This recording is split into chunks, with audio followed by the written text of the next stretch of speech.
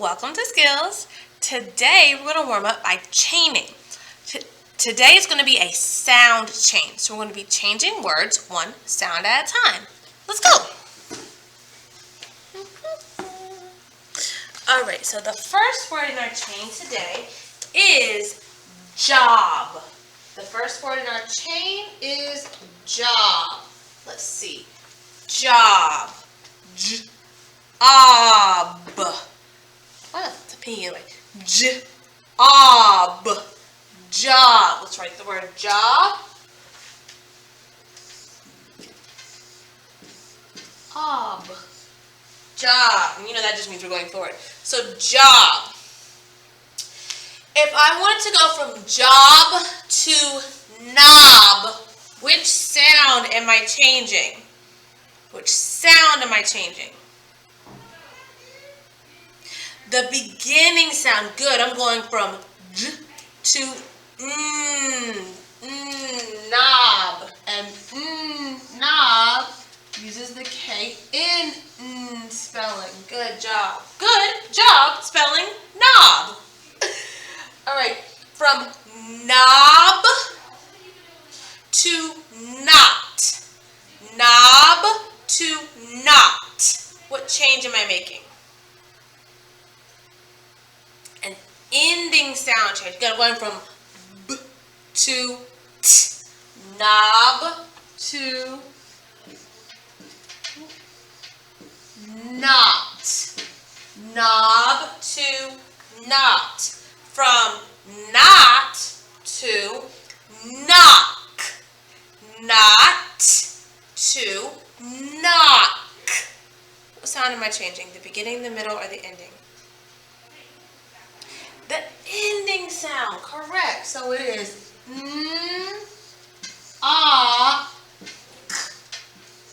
knock, not to knock. From knock to sock. Knock to sock. What sound am I changing? Knock to sock. The first sound, the beginning sound, then we're going from to s, to sock. S at the beginning. It's usually spelled with the letter S, especially if it's followed by an ah, because if a C is followed by the letter O, then it makes the k sound. All right, sock. From sock to sick. Sock to sick. What sound am I changing? The middle sound. I'm going from ah to I. Ah to I. So sick. Sick. Sock to sick. From sick to sip. Sick to sip. What change am I making? An ending sound change. I'm going from k to p. Sick to sip. Sip. From sip to whip. Sip to whip. As a beginning sound change. Yes, I'm using the WH spelling if. Like whip, like you whip something up, like whipped cream has a certain texture to it, or whipped icing, that texture, it's like a light and fluffy kind of texture, yeah, whip. From whip to whiff. Whip to whiff. What sound am I changing? The ending sound. I'm going from a whip to a whiff. And whiff is like a smell. You get a whiff of something, you get a smell of it. Whiff, double letter, whiff, whiff. That's whiff. From whiff to whim. Last word, whiff to whim. Is an ending sound change. And a whim, like if you do something on a whim, That means you're doing it's like spontaneous, it's unplanned, on a whim. It implies that it's random action. So whim. So let's read our chain. Job, knob, not, so not like the shoelace, not like I won't do it. Not, knock, sock, just one of them. Sick, sip, whip, whiff, whim. Okay, good job. All right, so we just completed a chain.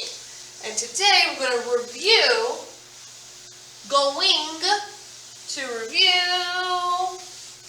verb tense. We're going to review some verb tense. So I have some sentences for you. And in sentence we're going to read and then underline the verb. And then we'll decide, is it, and I'm going to give you a heads up, it's either future or it's past. None of these sentences are taking place in the present. That is my clue to you. Either it's going to happen, it will happen, or it has already happened. So things will happen or they have happened. Okay? All right. So number 1 reads, Jill will go to the concert tomorrow. What is the verb in this sentence? Will go. Excellent. And when is this happening? The past or the future? It's going to happen in the future. We know, for one, it says tomorrow. Tomorrow has not happened yet. Really simple. All right, number 2. Lee cheered for his pal at the race. Lee cheered for his pal at the race. What did Lee do? He cheered for his pal at the, we got a preposition. We have at the race. So we have a location too. We know where he was at. But also we know when, because ed is our past tense maker, which means this happened at least yesterday. This is the past. Lee cheered for his pal at the race. Okay? Now you do 3. You do 3.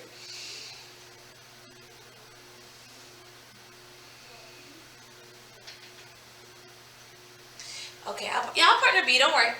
Beth will play games with her friends. Beth, I'm not Beth, but Beth is our person, is our noun. Will do what? Oh, she will play. So will, the word will, when attached with the actual verb, the action, is part of our verb. It is showing that future tense. So will play games with her friends in the future. All right, number 4. Juanita walked to the store. Juanita walked to the store. Ooh, I almost messed up my shoe there. Hold on a second. Juanita walked to the store. What'd she do? She walked. Juanita walked to the store. So we also know where. We have a preposition on that one. Okay. Now, here's my question. When did she walk to the store? In the past or in the future? In the past. We see our past tense maker, our ed. Good job, good job. All right, how about number 5? The dog barked at the neighbors. The dog barked at the neighbors. What did the dog do? Oh, the dog barked. When? It was some time ago. It was in the past. It was a while ago. The dog barked at the neighbors. All right, you go ahead. You read number 6. You do number 6.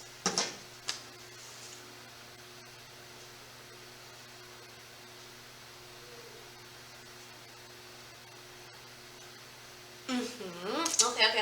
I'll partner B. Don't worry. She scratched her back. What did she do? Scratched. She scratched. When? In the past. She scratched her back already. Good job. All right, number 7. I do 7, you do 8, okay? I will drive to the airport tomorrow. I will drive to the airport tomorrow. What am I doing? Oh, I will drive. When? Tomorrow, which is in the future. Will drive. I will drive arrive to the airport tomorrow. All right, and you, partner A number 8, please.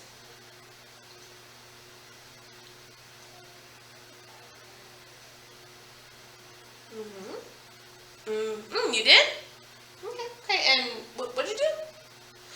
Oh, okay, so yesterday, they put it up front. Yesterday, I started a good book. I did what? Started.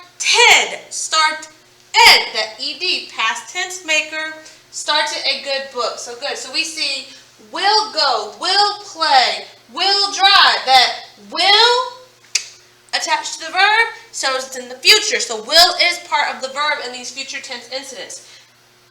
Cheered, walked, barked, scratched, started, all of which end in ed and utilize the 3 different sounds we know ed can make, the t, d, ed. So yes, we have past tense, ed, and future tense, will. You haven't done it yet, so you will do it, and you're not doing it now. All right, guys, so today, and this lines up with the chain we did also. You're going to be completing 23.2 and sending me a picture. You're going to count the number of sounds in each word. So this is 23.2. I suggest if you're not already in your book, you get it right now, because I'm going to do a couple with you. So you're going to, on 23.2, you're going to count the sounds, write the number of sounds, and then write the word. So I think I want to do number 4, number 5,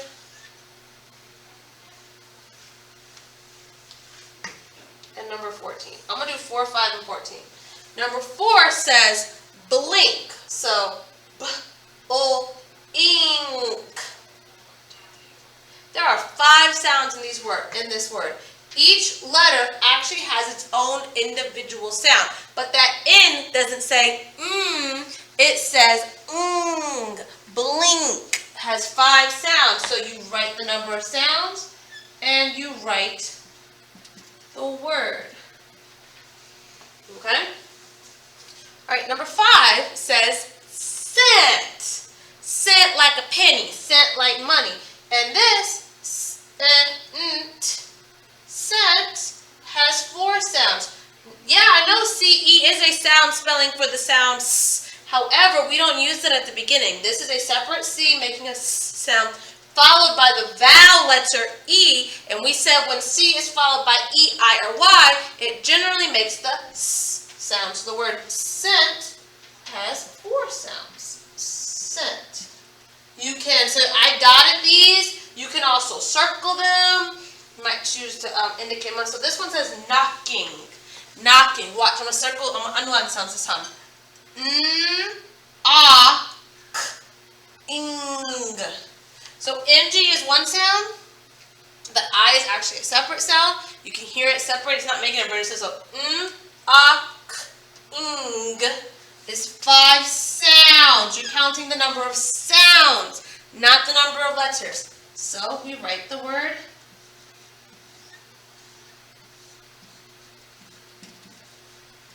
knocking.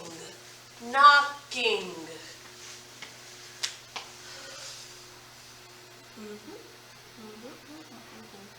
Crazy notion. The book is still putting new sound spellings in bold, so that might be a useful tool in helping you identify your new sounds. Alright, so I'm going to read through the word. I'm not answering anymore, but I will read through the words with you one time. Knob, whiskers, choice, blink, scent, glance, grouse, hitch, so this for you is the back side, hunger, think, house, wail, whisper, knocking, cells, and magic. Little bit of magic. Okay, so now I've done 3 of them with you. We've read through the words. You're ready to do 23.2 on your own, but don't just jump up and start continuing with it. Let me give you the rest of your directions.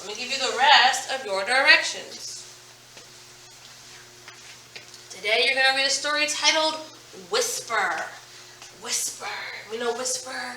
Talk in a low, soft voice. Whisper. Let me see. If there's anything else that we need to know before we get into it.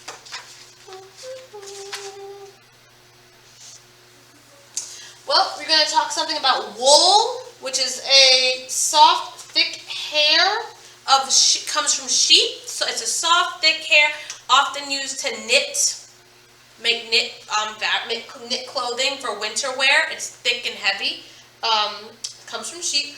Udder, the part of a cow that hangs down and releases milk. You're going to hear the word plops, which means drops or place something in a heavy way. So if you had a big heavy bag and you just went, that would be you plopping it down. You didn't put it down, you didn't place down, you plopped it down. So listen carefully, read today's story carefully to find out which animal Grace likes best. Which animal Grace likes best. You're going to complete these things in your cat book. You're going to send me pictures of them. And guys, this is kind of it. This is our last lesson of Unit 6, except for we're going to do a little review so you'll be ready for your test because, we got a weekend coming up, a 3-day weekend, but this is it. I know. It's like, yay, with a question mark and an exclamation point at the same time. It's lots of feelings. But we can talk about them later if you want to. But that's all I have for you right now. And until next time.